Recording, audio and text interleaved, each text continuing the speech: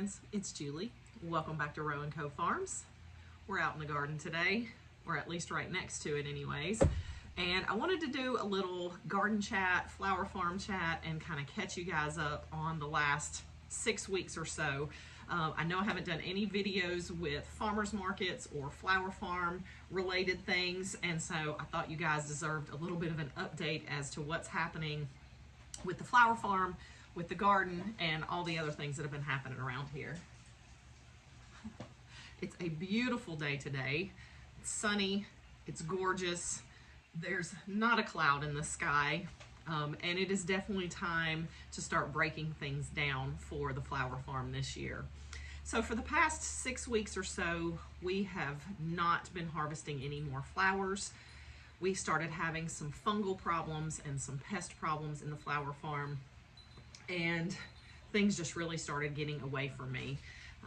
If you'll remember a few videos back, I mentioned having some back problems and some things that were just bothering me physically, and so that really hindered the amount of work that I was able to complete.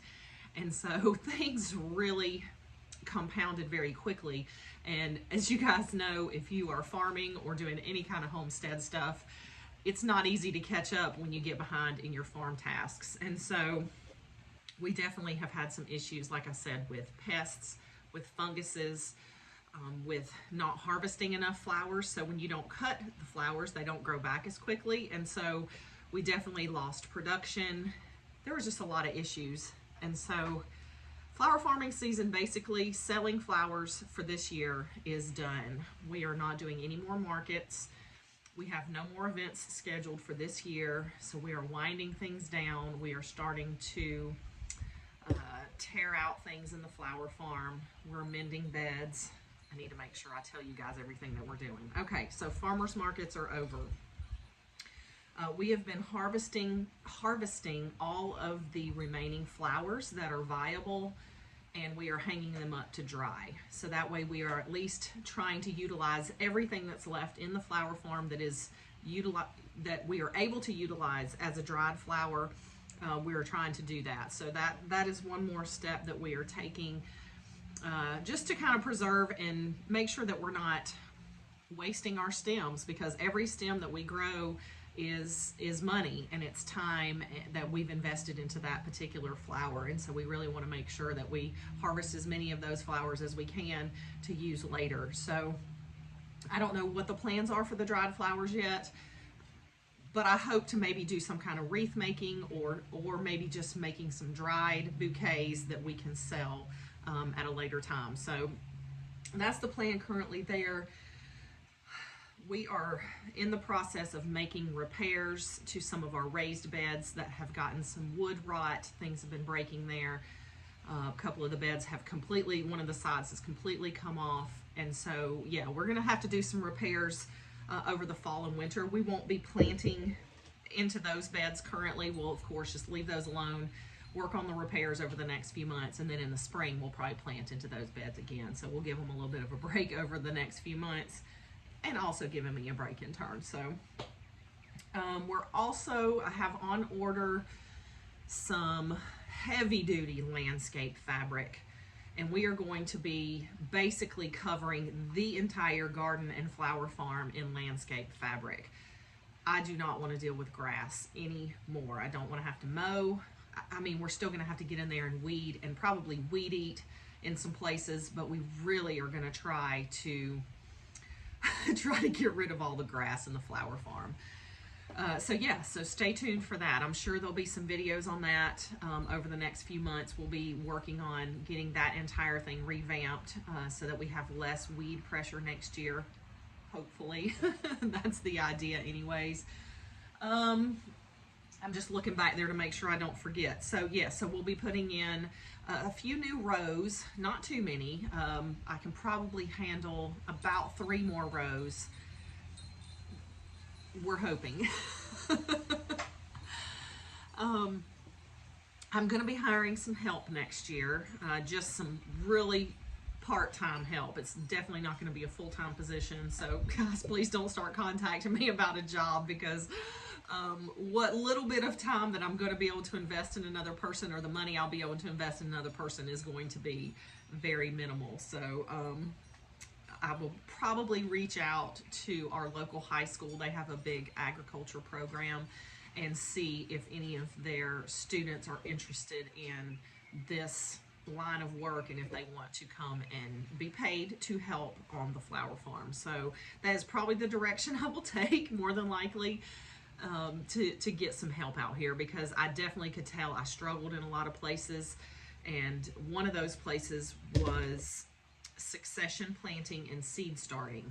You can see I have a lot of seeds started here, but because our flower farming season was kind of cut short this year, it was not really what we had anticipated. I had thought that I would have flowers through the end of October. That's what I wanted to have happen. But because of my physical debilitations for a few weeks there, and just the heat and the bug pressure and the fungal pressure and all the stuff that happened, not succession planting properly, we just don't have any flowers left to go to market. We have a few things growing here and there, but most everything now is just, it's done, it's dying, it's going to seed, and we just need to, you know, kind of prepare for next season and just call it good for this year. I learned a lot in this season. Let me take a sip.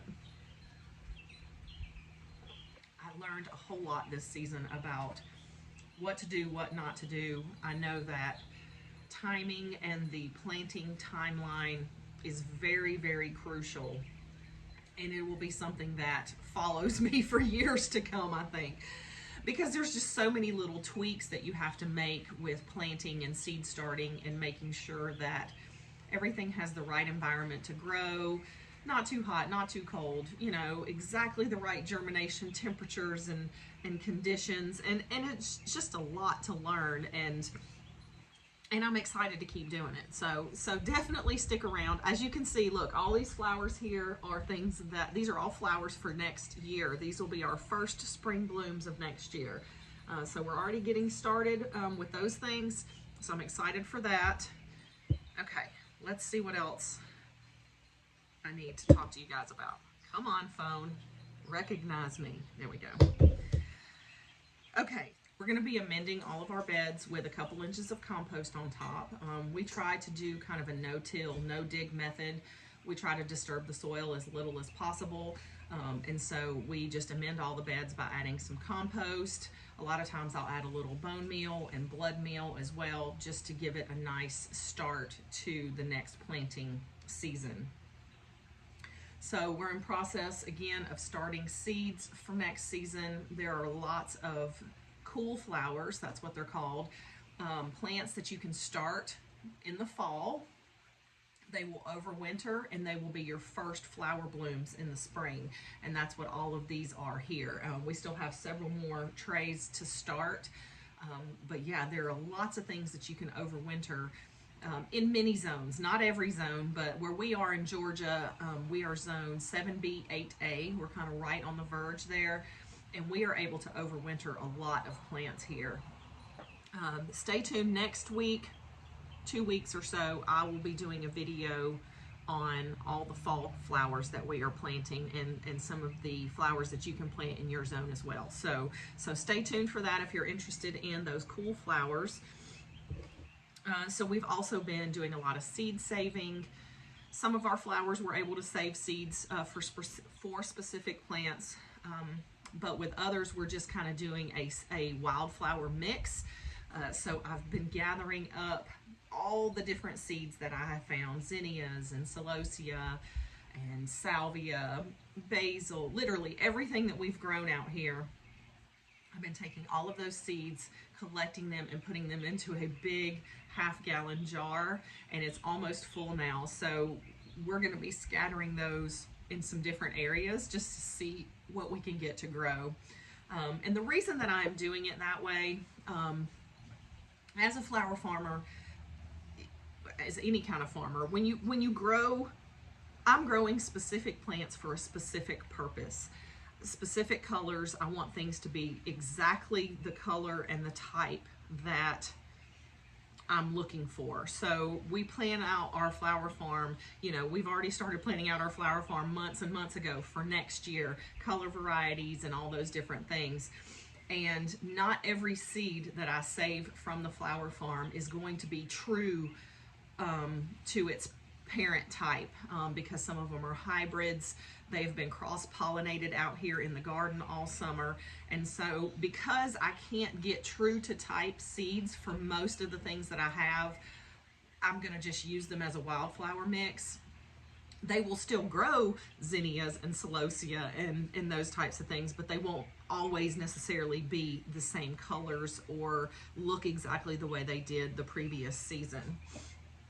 So yeah, that being said, I'm really excited that I have created my own wildflower mix with all kinds of fun stuff in there. So yeah, I will be planting that next spring, see what happens there. We'll do a little swath of stuff, and hopefully that will attract some bees and birds and butterflies and all the pollinators. And we may cut from it a little bit too, but I think mostly it'll just be a good spot, you know, to attract the bees and stuff. Okay, let's move on to, to the vegetable garden. So kind of the same thing. We've been breaking things down in there. The only thing I currently have left growing are okra and some green beans, even though the beans are really winding down now too. So tomatoes are done, peppers are basically done. Yeah, everything is pretty well finished for the season. And so we may do a little bit of fall planting. I have a little bit of, I have a few collard greens planted already. That was given to me by one of my neighbors. They were already like small plant starts, and I just threw those in the ground. We're gonna be doing a few root vegetables like turnips, carrots, some radishes. What else do we like to do? I don't really like beets, so I don't grow those. But if you like beets, this is a good time to grow beets. We will also be doing, yeah, like I said, collards, maybe some kale, some lettuces. Parsley and cilantro are really good to grow in these cooler months. Yeah, and some peas as well. So just a few things. I'm not going too crazy. Most of those things are pretty low key as far as maintenance is concerned. We're going to be planting our garlic in the next few weeks. We've already received that. I get my garlic from Territorial Seed Company. This is not a sponsored or affiliated post. That's just where I've always gotten mine from. I'm not sure if they still have any. I ordered mine a few months ago. But that is the garlic when we plant this fall that we will be harvesting next summer as our annual, you know, garlic harvest. So those things will be going on in the next few weeks out here with the vegetable garden. I keep hearing something. It's a leaf going across the ground, but it sounds like somebody's walking. So yeah, those are kind of what's happening with the garden and the flower farm right now. We got a lot to do. We have a lot to do. So a few other little quick updates. We got a new batch of layer hens probably about 12 weeks ago. I brought you guys along for that. I'll try to link the video where we did that. So those little hens are doing really well. In a few more weeks, we will be introducing them into the run with our other layer hens, our turkeys and whatnot. They're currently still a little bit too small. They can fend for themselves, but I have a couple of older chickens that they're kind of mean and feisty, and they definitely like to enforce the pecking order. And so I just want to make sure everybody is able to be robust enough to stand up for themselves. But they're all doing really, really well. We have about 5 different varieties of birds, so we will get, you know, different colors of eggs. So I'm excited for that. So our turkeys are the other update that I wanted to give you. So they are huge. I can't wait to see how many pounds of meat we get in the freezer. So we will be butchering some of the turkeys in November. We have a total of 7. There are 2 males and 5 females, and we plan on keeping 3. So we're going to keep 1 male and 2 females in hopes that they will go broody in the spring and that we will get some eggs and some babies that we can raise for our meat for the next season, in hopes that we can kind of close that loop on buying more and more and more animals from an outside hatchery. So fingers crossed we will have that happen next year. So we really love the turkeys. They are so gentle, and I think they kind of imprint upon you when you first get them, because when you go outside, they just follow you around, and they're always kind of making all their little cooey kind of noises and their little gobbles, and they're really fun to have around. I've really enjoyed them. They're not mean like some roosters can be. I mean, they're just very gentle. So yeah, if you've been on the fence about turkeys, I would say yes, recommend, highly recommend. And the males are so big, I feel like they're going to be at least 30 pounds or more when we butcher them. So that's going to be a really good thing for us on the farm. So our plan is we will probably be grinding most of the turkey meat. We're going to save a couple of the larger breasts and just do like a large turkey breast at Thanksgiving versus doing a whole entire bird, because we never eat all of it. So we're just going to kind of revamp our plan with the turkeys. So yeah, that's what's happening with them. I'm looking forward to, not looking forward to, but I am looking forward to butchering the turkeys. I have become a little bit attached to them. They're just so friendly. So I always hate to do butchering day, but it does always give us a lot of satisfaction to put that meat into the freezer and knowing that you did it yourself, that you're able to do it yourself, you're capable of doing it. Even though we don't have to do it, we can do it, and we're able to do it. And so that brings me a lot of joy. Okay, last animal update that I want to give you are the update on our puppies. So a while back, I want to say early summer, we got 2 livestock guardian dogs from Hidden Oaks Homestead down in Florida. They have been awesome. We love the dogs. Biscuit and Gravy, if you'll remember. They have grown a lot. They're getting really big. They probably will get a lot bigger before it's all said and done. And they are really learning their job now. They've spent the last few months in the chicken run with the turkeys and the chickens, living with them day and night. We had one incident along the way where they killed one of the chickens. But basically, since they've been here, we've had no predator issues. Not one raccoon or fox or anything has come near our chickens. And so that was the goal all along, to make sure that we were able to protect our birds and our cows and our small calves and things. And so we do think that we have accomplished that with our dogs. So yeah, we're really happy with them. So let's talk about Homesteaders of America. So HOA is next weekend. I cannot wait. I'm going up there with my husband, and I'm meeting up with some of my friends that I met last year. So I'm going to be staying with Anna from Fermented Homestead and Constance from A Good Life Farm. We are sharing an Airbnb, so I cannot wait to see them. I can't wait to see you guys.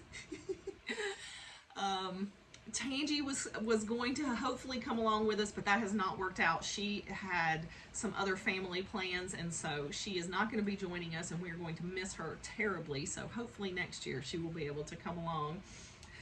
But I cannot wait to see all of my friends again. I met so many people last year and have just maintained friendships with them, and I'm really excited to see them again.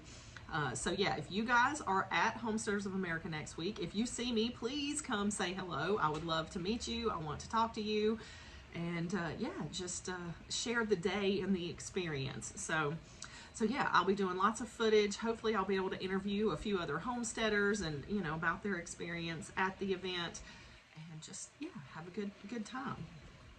So yeah, I can't wait for that. That's going to be a really good experience. But yeah, that's what's been happening around the homestead. I always feel like when I get a few weeks behind, it's really hard to get caught up on telling everybody everything that's happened. So yeah, now that things have slowed down just a little bit, At least it feels like it to me. Yeah, hopefully I'll be able to put out a few more videos every week for you guys. We'll get back into the kitchen a little bit more and do a little bit more cooking. I have lots of soup recipes that I want to share with you over the next few weeks and months. So yeah, if you're interested in that, stick around. But yeah, I can't wait to see you guys next time here at Row & Co Farms.